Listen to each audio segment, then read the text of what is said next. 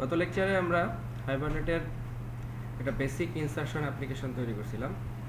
এখানে আজকে আমরা দেখব যে হাইবারনেটের কনফিগারেশন ফাইলের মধ্যে যে hbm2ddl.auto যে প্রপার্টিটা ছিল, আমরা বলছিলাম যে এই প্রপার্টিটার 4টা ভ্যালু আছে। এই 4টা ভ্যালুর কি কি কাজ? তো প্রথম যে প্রপার্টিটা আছে ক্রিয়েট, এটার কাজ আমরা অলরেডি দেখছিলাম, আরেকবার একটু দেখে নেই। যে যখন আমাদের ডেটাবেসের মধ্যে এমপ্লয়ি ইনফো নামক এরকম একটা টেবিল থাকবে এবং যদি এক্সিস্টিং কোনো রেকর্ড থাকে, রেকর্ড থাকার পর যদি আমরা আবার নতুন করে কোনো রেকর্ড বা সেকেন্ড টাইম যদি আমরা এটাকে ইনসার্ট করি, সে টু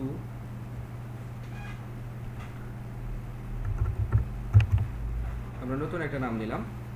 তো যদি আমরা সেকেন্ড টাইম এটাকে ইনসার্ট চালাই,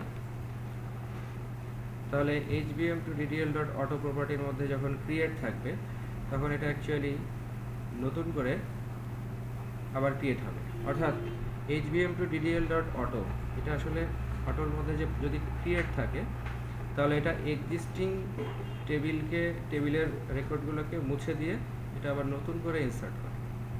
এটা হচ্ছে অটোর ক্রিয়েটের কাজ। এরপরে আমরা দেখব যে আরেকটা প্রপার্টি আছে, সেটা হচ্ছে ক্রিয়েট ড্রপ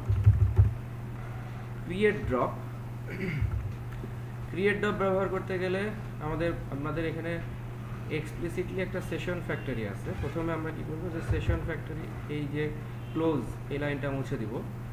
এই লাইনটা মুছে দিয়ে আমরা এখানে আবার অন্য একটা রেকর্ড ইনসার্ট করব।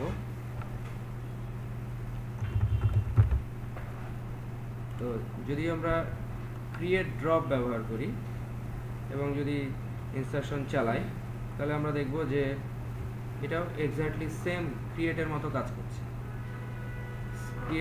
সেম এক্স্যাক্টলি কাজ করছে।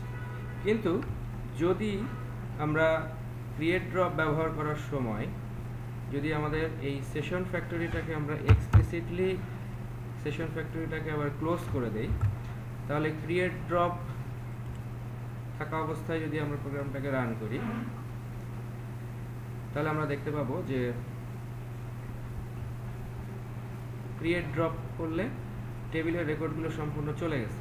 অর্থাৎ প্রথমে এটা কি করে, যে ক্রিয়েট হওয়ার পরে যদি আমরা ক্রিয়েট ড্রপের মধ্যে এক্সপ্লিসিটলি সেশন ফ্যাক্টরিটাকে ক্লোজ না করি, তাহলে ওটা এক্স্যাক্টলি ক্রিয়েটের মতোই কাজ করে।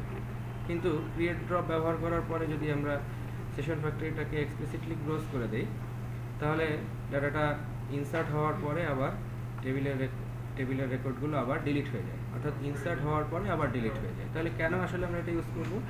হয়তো আমরা চাচ্ছি যে মানে ডেভেলপমেন্ট পারপাসে যে ইনসার্টটা হচ্ছে এটা দেখার জন্য হয়তো টেস্ট করে দেখতে চাচ্ছি যে ইনসার্ট হচ্ছে কিনা। ফার্দার হয়তো আমার এটা রাখার দরকার নেই, আমি ফ্রেশ টেবিল কোড রাখলাম। অর্থাৎ ইনসার্ট হচ্ছে এটুকু টেস্ট হয়ে গেল, আমার ইনসার্টের রেকর্ডটা আমি রাখবো না, ফ্রেশ টেবিল রাখবো। এই ধরনের ক্ষেত্রে আমরা ব্যবহার করব হচ্ছে ক্রিয়েট ড্রপ। এরপরে আমরা দেখব হচ্ছে যে এখানে পরবর্তী যে ভ্যালুটা আছে সেটা হচ্ছে আপডেট ভ্যালুটা ব্যবহার করলে যদি আমরা এখানে অন্য রেকর্ড ইউজ করি, সে আমরা বললাম, তাহলে এটা রান করার পরে আমরা দেখব আপডেট নর্মালি আপডেট কুইরি চালায়। অর্থাৎ এখানে আমরা দেখতে পাচ্ছি যে এই রেকর্ডটা একবার ইনসার্ট হয়েছে। এরপরে আমরা যদি এই জাস্ট আইডিটাকে চেঞ্জ করে দিই আর একবার যদি চালাই, তাহলে আমরা দেখব যে এটা নর্মাল আপডেটের মতো কাজ করছে। অর্থাৎ নতুন আবার রেকর্ড এখানে ইনসার্ট হচ্ছে।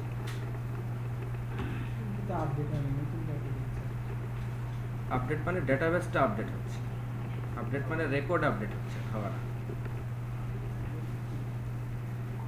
এরপরে লাস্ট যে প্রপার্টিটা আছে সেটা হচ্ছে ভ্যালুটা হচ্ছে ভ্যালিডেটের কাজ হচ্ছে যে নর্মালি সে ডেটাবেসটাকে ভ্যালিডেট করে। এক্ষেত্রে ডেটাবেসে কোনো প্রকার পরিবর্তন না, যখন আমরা ভ্যালিডেট ব্যবহার করব তখন নতুন করে টেবিল ক্রিয়েশন হবে, যেটা ক্রিয়েট ড্রপের ক্ষেত্রে। তো এখানে সাজেশন হচ্ছে যে আমরা HVM to DDL dot auto এই প্রপার্টির মধ্যে আইদার ক্রিয়েট ড্রপ, তারপরে আপডেট অর ভ্যালিডেট, এই চারটা প্রপার্টি রাখতে পারি। কিন্তু এই সবগুলো মূলত আসলে আমরা আমাদের ডেভেলপমেন্ট পারপাসের জন্য ব্যবহার করি। পরবর্তীতে প্রোডাকশন বা যখন আমরা এটাকে ডেলিভারি করব, ডেলিভারি পারপাসে এই অটো প্রপার্টিটা ব্যবহার করব না। ঠিক আছে, তো এই হচ্ছে চারটা HVM to DDL dot auto এর প্রপার্টির চারটা ভ্যালু এবং চারটা ভ্যালুর কাজ।